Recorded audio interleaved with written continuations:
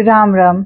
जब हनुमान जी के बारे में बात करते हैं तो हम हमेशा हनुमान जी के पिता केसरी और उनकी माता अंजना के बारे में बात करते हैं।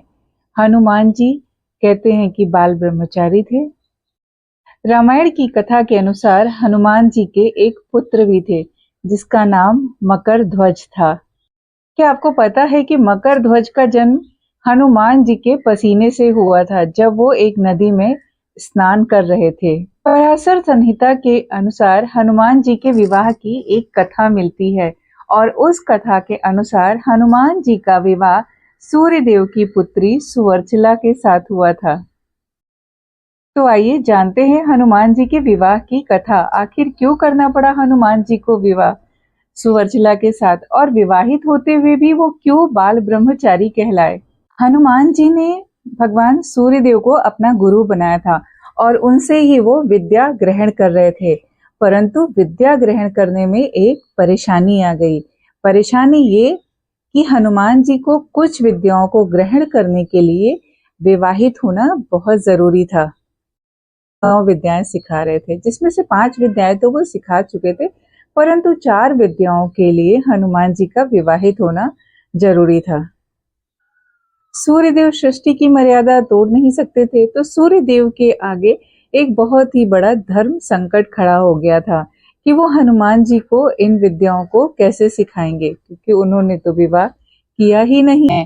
जब उन्होंने ये बात हनुमान जी से कही कि आपको आगे की विद्या सीखने के लिए विवाह करना होगा, तो हनुमान जी का धर्म संकट ये था कि हनुमान जी ने आजीवन ब्रह्मचारी रहने का प्रतिज्ञा लिया था। फिर वो विवाह कैसे कर सकते थे? किसी के साथ विवाह करने के बाद वैवाहिक जीवन से कैसे वो अलग रह सकते थे? हनुमान जी विवाहित होना चाहते थे क्योंकि उन्हें आगे की विद्या ग्रहण करनी थी, परंतु धर्म संकट ये था कि विवाह कौन करेगा। उनकी शर्त थी कि विवाह करने के पश्चात भी वो पति पत्नी जैसा कोई संबंध नहीं रखेंगे। फिर सूर्यदेव ने हनुमान जी की बात को मानते हुए अपनी पुत्री सुवर्चला से उन्हें विवाह करने के लिए कहा। सूर्यदेव की बात मानकर हनुमान जी ने विवाह की स्वीकृति दे दी। इस तरह सूर्यदेव की तेजस्वी और तपस्वी पुत्री सुवर्चला के साथ हनुमान जी का विवाह हुआ। इस विवाह के बाद हनुमान जी ने अपनी शिक्षा पूरी की और सुवर्चला अपनी तपस्या में लीन हो गई। पराशर संहिता में इस बात का उल्लेख है कि हनुमान जी और सुवर्चला का विवाह सिर्फ ब्रह्मांड के कल्याण के लिए हुआ था। इससे हनुमान जी का ब्रह्मचर्य भी प्रभावित नहीं हुआ और हनुमान जी को चिरंजीवी होने का वरदान प्राप्त है। इसलिए संपूर्ण विद्या प्राप्त करके उन्हें कलयुग में भगवान कल्कि का साथ देने के लिए विवाह करना पड़ा। आपने हनुमान जी के कई प्राचीन मंदिर देखे होंगे।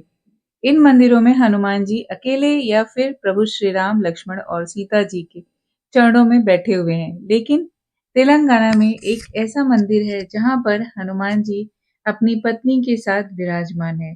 तेलंगाना के खम्मम जिले में एक अद्भुत मंदिर है जहां हनुमान जी अपनी पत्नी सुवर्चला के साथ विराजमान है। यह मंदिर अपनी तरह का एकमात्र मंदिर बताया जाता है और यहाँ दूर दूर से श्रद्धालु आते हैं। मान्यता है कि हनुमान जी और उनकी पत्नी के दर्शन करने से पति पत्नी के बीच के सभी कलेश दूर हो जाते हैं। जय श्री राम। कैसी लगी आपको जानकारी? क्या आपको इसके बारे में पहले से पता था? हनुमान जी और भगवान श्री राम से मिलने वाली बहुत सारी शिक्षाएं जो मैं आप लोग के साथ शेयर करूंगी। बने रहिए चैनल पे, कल कुछ और लेकर आऊंगी। हनुमान जी के जीवन से हमें क्या सीखने को मिलता है, आप सभी के साथ जरूर शेयर करने वाली हूँ।